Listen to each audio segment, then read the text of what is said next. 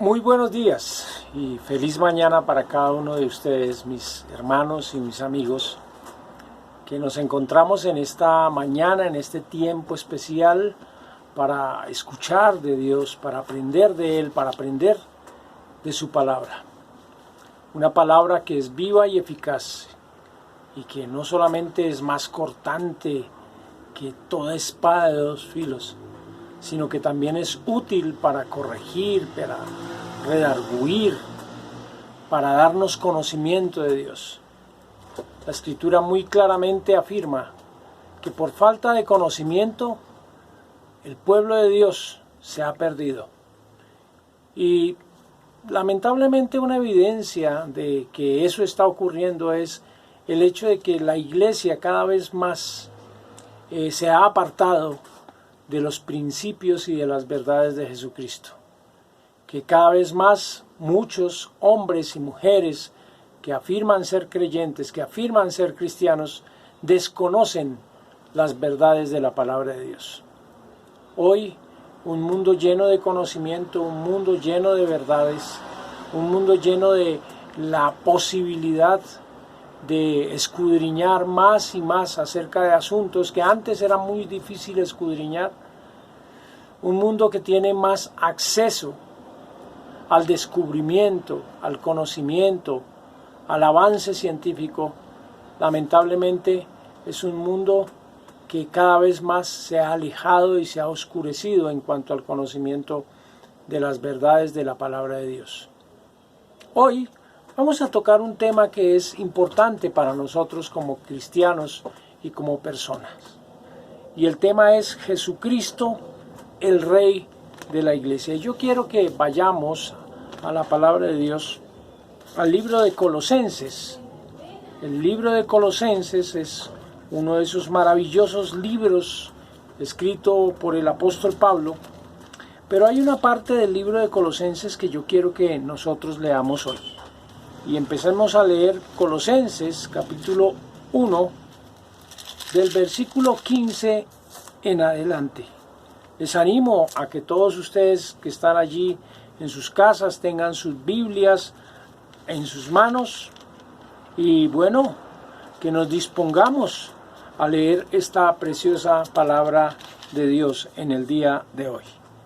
Dice así la palabra de Dios en el libro de Colosenses capítulo 1, verso 15 en adelante.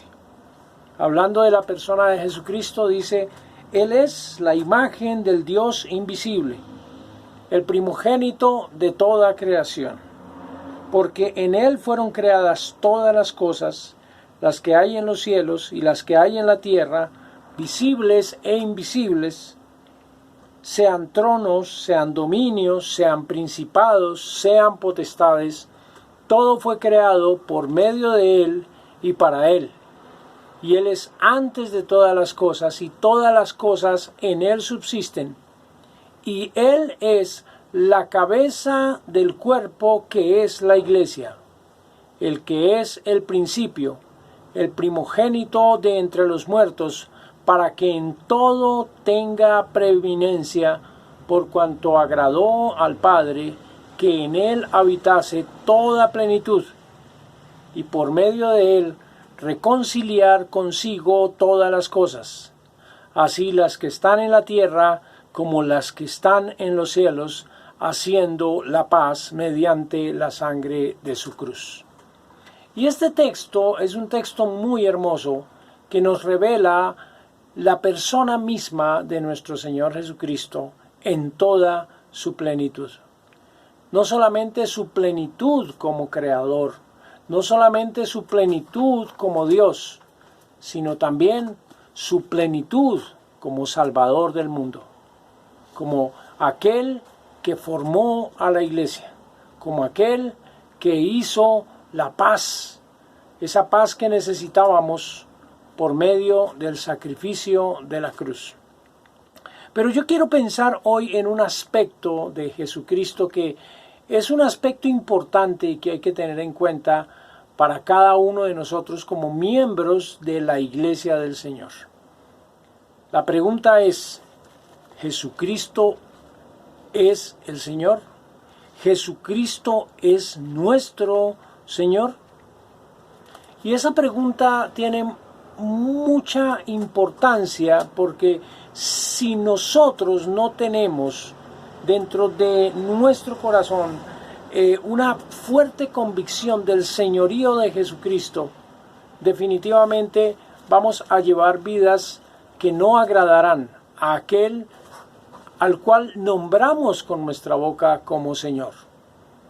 Jesucristo mismo dijo: no todo el que me dice Señor, Señor, entrará al reino de los cielos.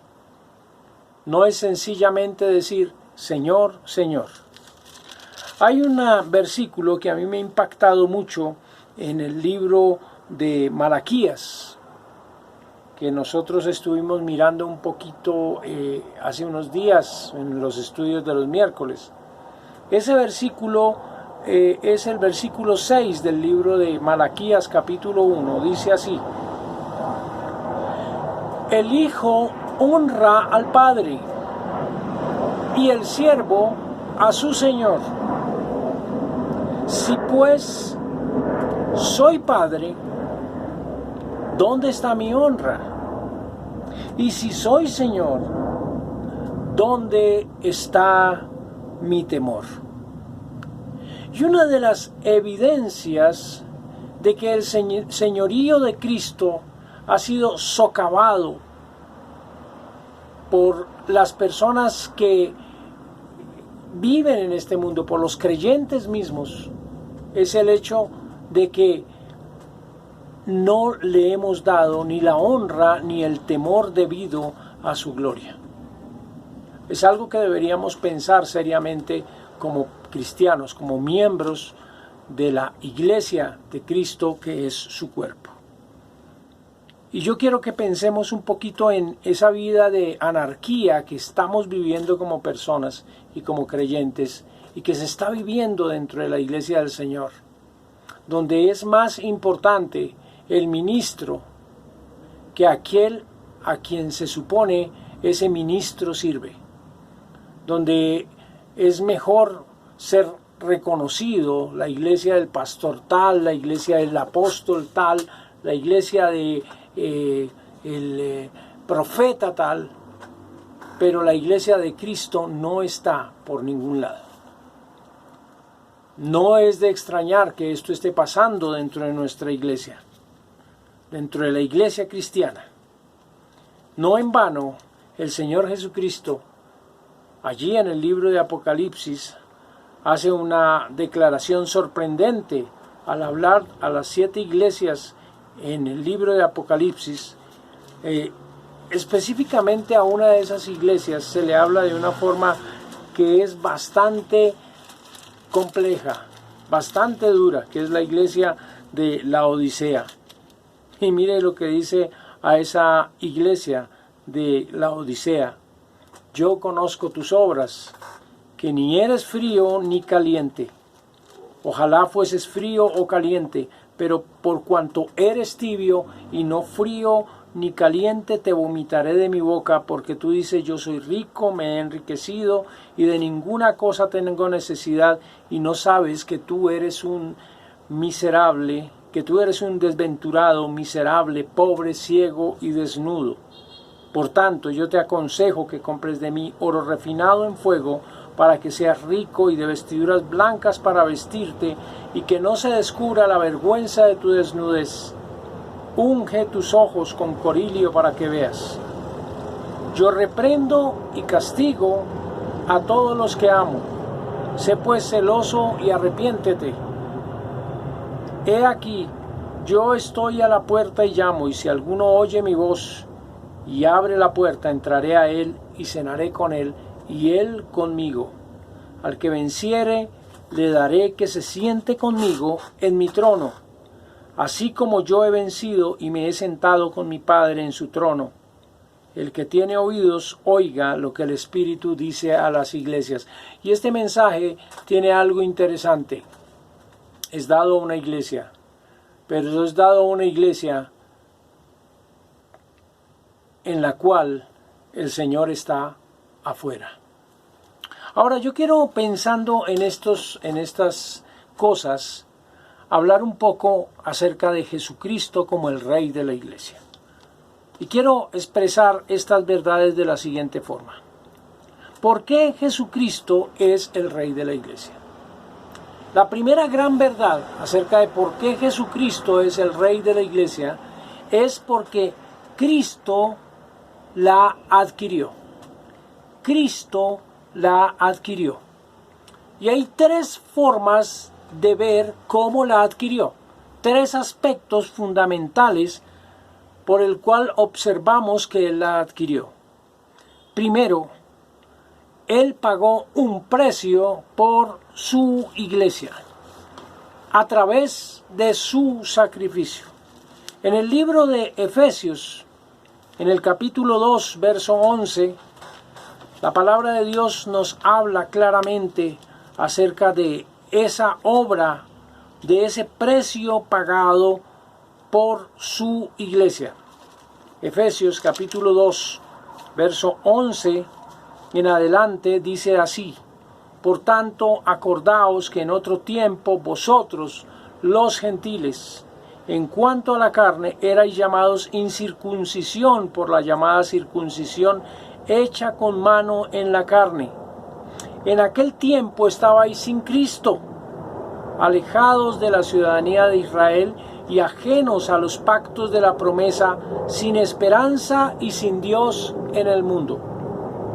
Pero ahora, en Cristo Jesús, vosotros que en otro tiempo estabais lejos, habéis sido hechos cercanos por la sangre de Cristo, porque Él es nuestra paz, que de ambos pueblos hizo uno, derribando la pared intermedia de separación, aboliendo en su carne las enemistades, la ley de los mandamientos expresados en ordenanzas, para crear en sí mismo de los dos un solo y nuevo hombre, haciendo la paz, y mediante la cruz reconciliar con Dios a ambos en un solo cuerpo, matando en ellas las enemistades.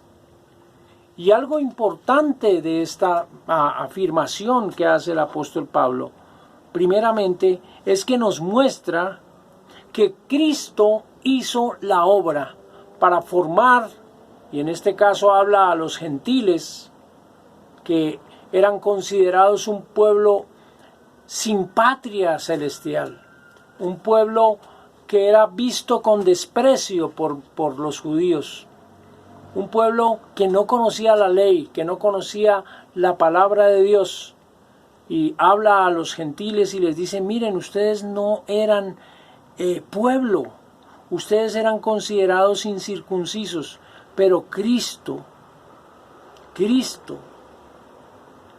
Jesús, los hizo cercanos. En otras palabras, los adquirió. Pero no solamente a los gentiles, sino que este mensaje iba claramente expresado también a los mismos judíos, que consideraban que eran el pueblo de Dios, pero que se habían convertido en una nación rebelde, que se había olvidado de los mandatos de Dios. Ahora, el hecho de que Cristo nos haya adquirido y nos adquirió a través de su sacrificio implica un precio alto. No en vano, el apóstol Pedro también, allí en una de sus cartas, en la primera carta del apóstol Pedro, afirma que nosotros los creyentes, hemos sido comprados no con oro o plata, sino con la sangre preciosa de nuestro Señor Jesucristo, que se derramó allí en la cruz del Calvario. Así que Cristo es el Señor de la iglesia porque la adquirió, porque la creó. Cristo es el Señor de la iglesia a través de su sacrificio, o sea, pagó un precio a través de su sacrificio. Pero Cristo es el Señor de la iglesia porque utilizó una estrategia para adquirir esa iglesia. ¿Y cuál es esa estrategia? la proclamación del Evangelio. Como decía el profeta Isaías, o el Señor al profeta Isaías, en esa maravillosa profecía que se encuentra en el libro de Isaías, allí en el capítulo 53, cuando dice la palabra de Dios: ¿quién ha creído a nuestro anuncio? ¿Quién ha creído a nuestro anuncio?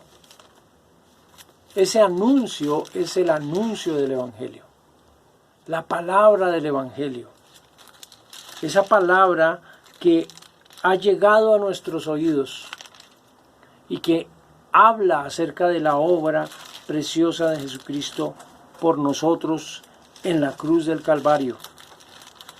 ¿Quién ha creído a nuestro anuncio y sobre quién se ha manifestado el brazo de Jehová? La manifestación del poder de Dios a través de la proclamación del Evangelio mismo. Es muy interesante, mis queridos hermanos, y es muy interesante notar, amigos queridos que también nos acompañan, que Dios ha utilizado el recurso de la proclamación del Evangelio como una estrategia para mostrar al hombre el precio pagado por su salvación. Así que Cristo es el Señor de la iglesia porque la adquirió, porque pagó un precio, porque ha proclamado el mensaje del Evangelio como una estrategia, pero también les comento, mis hermanos y mis amigos, que tiene una motivación especial. No la adquirió sencillamente como el hombre que adquiere una joya, por deseo, por una motivación egoísta o de vanidad, de orgullo. Miremos Tito capítulo 3, verso 3 al 7, que nos dice algo maravilloso. ¿Cuál es la motivación de Cristo al adquirirnos o para adquirirnos? Dice la palabra de Dios en Tito capítulo 3, verso 3 al 7, porque nosotros también éramos en otro tiempo insensatos, rebeldes, extraviados, esclavos de concupiscencias y deleites diversos, viviendo en malicia y envidia, aborrecibles y aborreciéndonos unos a otros. Pero cuando se manifestó la bondad de Dios nuestro Salvador y su amor para con los hombres, nos salvó no por obras de justicia que nosotros hubiéramos hecho, sino por su misericordia, por el lavamiento de la regeneración y por la renovación del Espíritu Santo, el cual derramó en nosotros abundantemente por Jesucristo nuestro Salvador. Por amor. Por amor. Esa fue la gran motivación de Dios. Así que Cristo es el Señor de la iglesia porque nos adquirió. Motivado por el amor, nos adquirió con un precio enorme que fue el precio de su propia sangre derramada en la cruz. Fue el precio de su cuerpo sacrificado allí en vez nuestro. Fue el hecho de que se hizo hombre, siendo Dios, como dice el libro de Filipenses en el capítulo 2, se hizo hombre, tomó forma de hombre, no escatimó el ser igual a Dios, como dice la palabra, para tomar forma de hombre y darnos salvación a través, por medio de su sangre. Pero no solamente Cristo es el Señor de la iglesia porque nos ha adquirido, sino que Cristo es el Señor de la iglesia porque el Padre le otorgó ese derecho. El Padre, la Trinidad, Padre, Hijo y el Espíritu Santo, obrando en favor de nosotros los hombres, pecadores, perdidos, caídos. ¿Y cómo obró el Padre? Y cuando uno mira la palabra de Dios en el libro de Filipenses, capítulo 2, verso 9 al 11, la Escritura nos dice esta gran verdad. Hablando de Cristo, que siendo en forma de Dios no estimó el ser igual a Dios como cosa a que aferrarse, como nos dice ese texto, sino que se despojó a sí mismo y tomó forma de hombre y se hizo siervo de los hombres. Y dice que se humilló y murió en la cruz del Calvario. Eso fue lo que estuvimos mirando, el amor de Cristo, la motivación. Pero ahora vamos a hablar de que Cristo es el Señor porque el Padre le otorgó ese derecho. ¿Cómo le otorga ese derecho? Filipenses capítulo 2, verso 9 al 11 dice, por lo cual Dios, o sea, el Padre, también le exaltó hasta lo sumo y le dio un nombre que es sobre todo nombre. En otras palabras, Cristo es preeminente, preeminente, para que en el nombre de Jesucristo, en el nombre de Jesús, se doble toda rodilla de los que están en los cielos y en la tierra y debajo de la tierra, y toda lengua confiese que Jesucristo es el Señor, para gloria de Dios Padre. Toda lengua confiese que Jesucristo es el Señor. Y obviamente eso involucra primeramente a la iglesia del Señor. El Espíritu Santo, hablando a la iglesia, en el libro de Efesios, en el capítulo 1, hablando acerca de la obra del Padre, en cuanto a la exaltación de su Hijo Jesucristo, dice que, versículo 21, y sobre todo principado y autoridad y poder y señorío y sobre todo nombre que se nombra no solo en este siglo, sino también en el venidero, hablando del nombre de Cristo, y sometió todas las cosas bajo sus pies y lo dio por cabeza sobre todas las cosas a la iglesia, la cual es su cuerpo y la plenitud de aquel que todo lo llena en todo. En otras palabras, Cristo es preeminente en la iglesia porque el Padre le otorgó ese derecho. El Padre le otorgó ese derecho. ¿Y qué implica que ese derecho otorgado por el Padre sea dado al Hijo, al Señor Jesucristo? ¿Qué implica ese derecho otorgado por el Padre? Primero, que Cristo es el dueño de la iglesia. Por algo le llamamos Señor, que es una palabra que tiene una implicación mucho más grande que sencillamente la expresión Señor. Cuando hablamos de Cristo como Señor, hablamos de Cristo como el dueño absoluto, total, no solamente de la iglesia, no solamente de la institución como tal. Cristo es el edificador de la iglesia, y al hablar de la iglesia no solamente nos referimos al organismo como tal, sino a cada miembro en particular. Cada uno de nosotros estamos bajo el señorío de Jesucristo. Somos parte del reino de Cristo, del reino de Dios. Y cuando decimos que Cristo es nuestro Rey, estamos afirmando que Él como Rey sustenta y protege a sus súbditos. Su palabra dice, yo soy el buen pastor, y el buen pastor su vida da por las ovejas.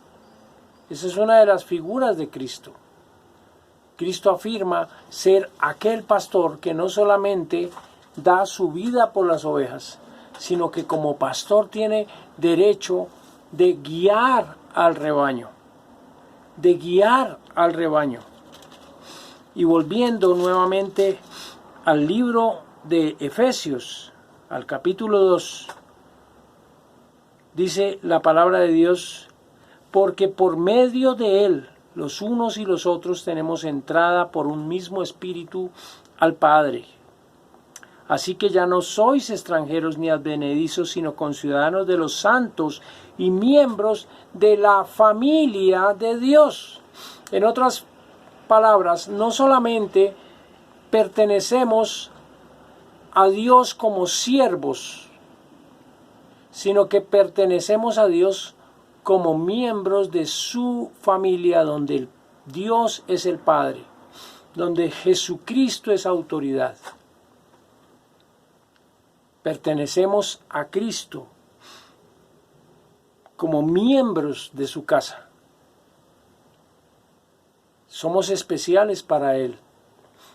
Pero eso no es algo que sencillamente nos dé solo derechos, sino nos da responsabilidades. Dice la palabra de Dios: así que ya no sois extranjeros ni advenedizos, sino conciudadanos de los santos y miembros de la familia de Dios, edificados sobre el fundamento de los apóstoles y profetas, siendo la principal piedra del ángulo Jesucristo mismo, en quien todo el edificio bien coordinado va creciendo para ser un templo santo en el Señor, en quien vosotros también sois juntamente edificados para morada de Dios en el Espíritu Santo. Cristo sustenta y Cristo protege a sus súbditos como rey.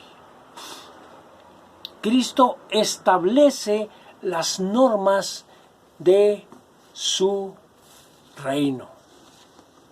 Cristo establece las normas de su reino. Así que no podemos pensar que sencillamente estamos en el reino de Cristo y que podemos ignorar olímpicamente sus mandatos y podemos ignorar olímpicamente sus normas. No. Él nos hizo parte del reino de Cristo. En Lucas capítulo 22, verso 29, hay una expresión muy interesante que utiliza el Señor Jesucristo hablando a sus discípulos. Lucas 22, 29 dice lo siguiente, la palabra de Dios: yo pues os asigno un reino, como mi Padre me lo asignó a mí, para que comáis y bebáis a mi mesa en mi reino, y os sentéis en tronos juzgando a las 12 tribus de Israel. Suena interesante, ¿cierto? Pero antes de eso viene diciendo: los reyes de las naciones se enseñorean de ellas, y los que sobre ellas tienen autoridad son llamados bienhechores. Mas no así vosotros, sino sea el mayor entre vosotros como el más joven, y el que dirige como el que sirve. Porque ¿cuál es mayor, el que se sienta a la mesa o el que sirve? Mas ¿no es el que se sienta a la mesa? Mas yo estoy entre vosotros como el que sirve. Pero vosotros sois los que habéis permanecido conmigo en mis pruebas. En otras palabras, sí, somos parte de un reino donde Él es el Rey, donde Él es el Señor, pero la responsabilidad más grande que tenemos nosotros es seguir el ejemplo de aquel que es el Rey. El Rey Cristo Jesús. Ahora, es interesante también que en el libro de Primera de Corintios, capítulo 11, cuando se habla de la autoridad dentro de la casa de Dios, el Señor Jesucristo es muy claro en afirmar lo siguiente al apóstol Pablo. El apóstol Pablo lo afirma, obviamente por revelación de Jesucristo, lo dice así: pero quiero que sepáis que Cristo es la cabeza de todo varón. Me limito a esa expresión. Cristo es la cabeza de todo varón. Cristo es la cabeza de la iglesia. ¿Es consciente de esa posición que tiene como siervo de Cristo? Como siervo del reino de Cristo. Es importante tener claro que somos solamente siervos y que Él es el Rey de gloria, que Él es el Rey de gloria. Ahora, quiero que observemos el compromiso que eso implica para nuestras vidas. Y el compromiso sencillamente tiene una frase que es concluyente para que nosotros pensemos seriamente en lo que implica reconocer que Jesucristo es el Rey de la Iglesia. El compromiso es obediencia plena. Ese es el compromiso.